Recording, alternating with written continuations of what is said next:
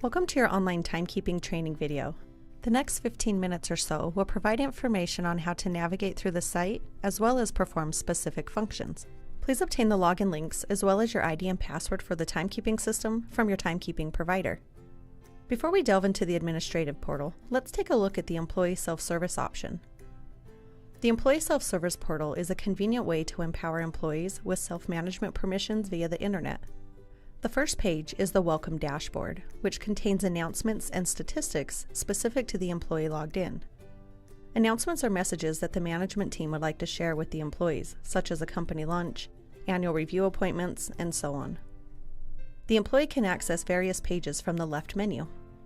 The first is the web clock, where the employees can clock in or out, or if applicable, they can enter additional information such as a job, department, tips, mileage, or anything that applies to your company's requirements. Next, the employee can perform a number of functions through the time card. Primarily, they can view their hours worked. Depending on the permissions given, they may be able to add a note to the time card by clicking on the pencil icon, and may also add and edit time, as well as approve their time card at the end of the pay period. The approval process is simple and ensures that the employee has made a full review of their time card. This can be accomplished in two ways. First, select specific days by clicking on the yellow image, then hover over Time Card Options and Approve Time Card, then click Approve Selected. The second option is to approve the entire pay period by choosing Approve All Entries. The third option on the left is to view the hours they are scheduled to work, which is specified by their supervisor. Fourth is the option to request time off. This is one of the features that is most utilized because it creates convenience for the employee and saves time for the manager. The employee will choose the category from the drop-down. The options are set specific to your company's requirements. Next, choose the date, the amount of hours, and provide a description. Once the employee clicks Send, the supervisor is notified via email and the request will populate in the administrative portal. Once the request has been approved or rejected, the request will populate in the appropriate section. If the manager makes an adjustment to the request, it will be considered conditionally approved, which means the employee will need to either accept or reject the change. Next, the employees can run an accruals report. The accruals feature will have to be activated before this page calculates. If the settings are in place, the employee can see how many PTO hours are available for a specific date range. This allows the employee to plan their personal time off accordingly. And last, the employee can update their personal information, which includes their password, phone number, and email. Also, the employee has the option to receive an email when their time off request has been approved or rejected, but they have to opt in by checking this box. All of these features are available upon request, and some may have additional fees associated. We will now take a look at the system from the administrative point of view. Once you are logged in, you will notice the site is divided into two frames. The left side is for navigation, and the right will be used for viewing. To start, the right frame is displaying your Welcome Dashboard. This dashboard offers quick stats and quick links to assist you with your daily management, such as employee setup, missing punches, or running a report. You may use the text links as shortcuts to these areas. To the left, beneath the dashboard, you will see time off requests. This page is populated as a result of employees requesting time off through the Employee Self-Service portal. All the information necessary to make the decision is provided.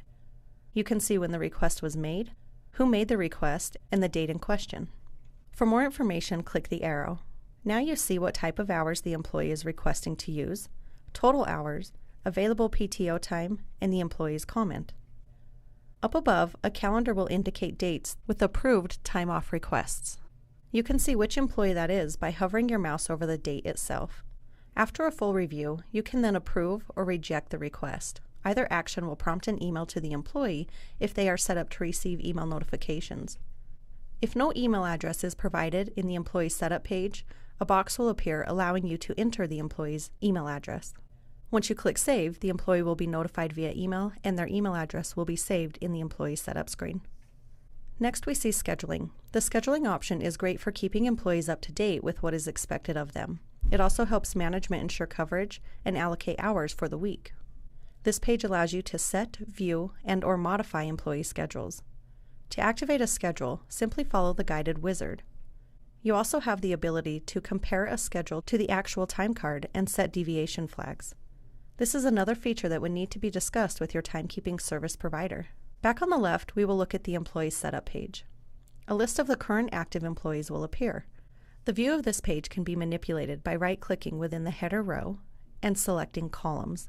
The page can also be sorted by clicking on the header name. From this page, you can update multiple employee records by checking the appropriate boxes and hovering over Employee Setup options, then work with selected employees. To add a new employee, hover over Employee Setup options, then Add New Employee. Let's take a look. Hovering your mouse over the titles will provide a description of the field's purpose. The mandatory fields needed to collect time are the first name, last name, and login fields. Everything else is dependent on your company's profile.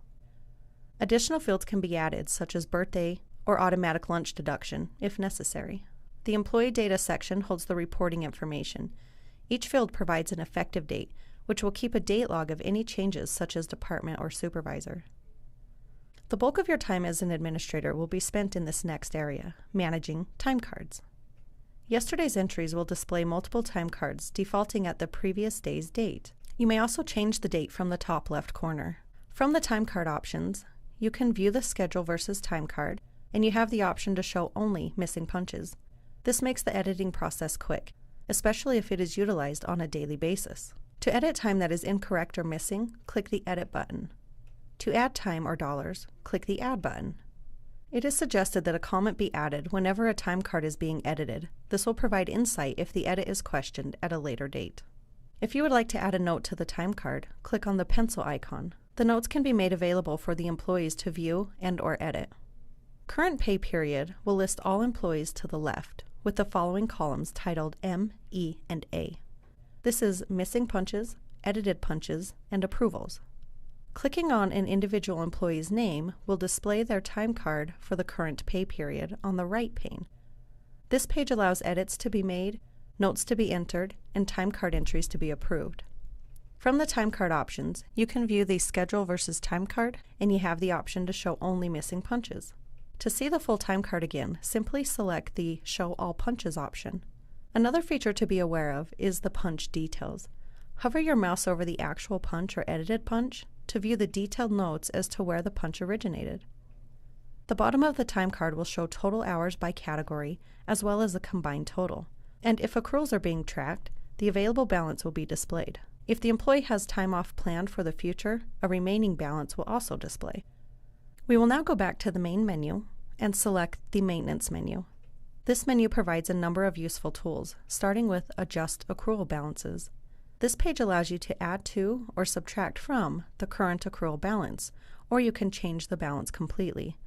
You may also add an expiration date, which will forfeit the balance if not used on or before the date specified. This is another feature that will require further discussion with your timekeeping service provider. Next, we have the Employee Groups, which is a great tool to make the selection of employees easy in other areas of the website, such as reporting. Groups can be built in two fashions: a list group or a smart group. A list group is determined by selecting specific employees. This must be managed manually in order to add and remove employees from this group. A smart group is built on certain information collected in the Employee Setup page. As an example, if you want to group your employees by department, you would build a smart group by selected criteria. Smart groups require no manual interference once it is set up. Depending on your employee count, this can be a very useful and sometimes necessary tool. Looking to the left again, we will explore Finalize Pay Period. Finalizing a pay period will create a copy of all data which is used for payroll processing, and further edits will be prohibited. You will see the word Final on the time cards where the edit link is typically found. You may unfinalize the pay period if necessary. This step is also required if accruals are being tracked. This function will carry the accrual balances to the next pay period. The Quick Add Time Card Entries feature is used to add hours in bulk, most commonly used to add holiday hours to a group of employees. Simply select the eligible employees, add the date, the type of hours, total hours, and a comment if desired, and click Submit. It's that easy. Holiday hours may also be added automatically. Please contact your service provider for details. Last, the Maintenance menu holds the unmatched punches. This page will hold punches collected from a physical clock that could not be matched to an employee record in the system. This typically happens if a PIN number was entered incorrectly, or if a card was given to a new hire before their information had been added to the timekeeping system. Once the data has been matched, the system will automatically update the information. The next section holds the available reports. Though there are many reporting options, it is possible that you will have a few favorites. I would like to cover 3 in detail, then I will give you an overview of the remaining. The first one I would like to show is the Daily Auto Email Report. I suggest you and your supervisor subscribe to this report, as it will send a daily email of the previous day's punch activity. The subscription can be filtered based on a group that was previously created. This will restrict the employee's information that is provided in the email, if necessary. The next report I would like to mention is the Labor Report. This report is customizable, meaning you can determine what information you would like to report on, starting with the date range and employees. After you click Continue, more data is available for selection. The fields can be rearranged and filtered as desired. The third report is the Download Activity Files, which allows you to export your timekeeping data. Further details on this report can be delivered by your timekeeping service provider. A quick explanation of the remaining reports will start with the Pay Period Summary, which provides a summary of hours that can be sorted and filtered. The next is Pay Period Subtotals, which simply provides total hours per pay category. Next is the Accruals Report. Given the accrual rule has been outlined, you can easily view the employees' balances. You can also view what time cards have or have not been approved with the Approvals Report, track time card edits with the Audit Log Report, view a full detail report, which will display in and out times for the entire pay period, report on punch notes that were added to the employee time cards, show total hours for each employee with the summary report, see the time off request history for a specific employee for a specific date range, and last, use the work month and work week reports to determine your full-time versus part-time employees based on their average hours worked. The final section is titled Settings Menu. The first option is the Employee Bulletins, which is where you can add a message for employees to the announcement section of the Employee Self-Service portal. Simply click Add New to get started. You can determine which employees should see the announcement and how long the announcement should appear on the Employee Self-Service portal's dashboard. As an example, this option is great to let an employee know of a scheduled meeting, such as an annual review. Login Maintenance is next and allows you to manage your supervisor logins. You can add a new login or make changes to the current logins available. When adding a new login, you will simply click Add New Login, found at the top of the page. Add the ID and password. The passwords need to be at least 8 characters and have 2 different classes of character, such as uppercase, lowercase, numbers, or symbols. After you click Save, you can set the permissions and restrictions for the supervisor. This allows you to determine who and what that supervisor has permission to. In order for your supervisor to receive time off requests via email, an email address must be populated. Next are the processing rules. Here you can view what system features are active per the information given to your timekeeping provider. For example, clock prompts, punch categories, scheduling, holidays, and so on. Back to the left, you can update your personal information. And last, if you have a physical clock, you can verify that your clocks have successfully transmitted by viewing the date and timestamp. Help and support is the last section. The Help link is an online resource available 24 hours a day to assist you in finding answers to your questions. Each article provides step-by-step instructions with screenshots and can be searched by keyword, by site menu, or alphabetically. This section also links to the system's page maps. Page maps provide hints and tips about the timekeeping system and can be searched alphabetically. I would like to thank you for watching this training video. We hope you enjoy your new timekeeping solution, and for further questions, please contact your timekeeping service provider.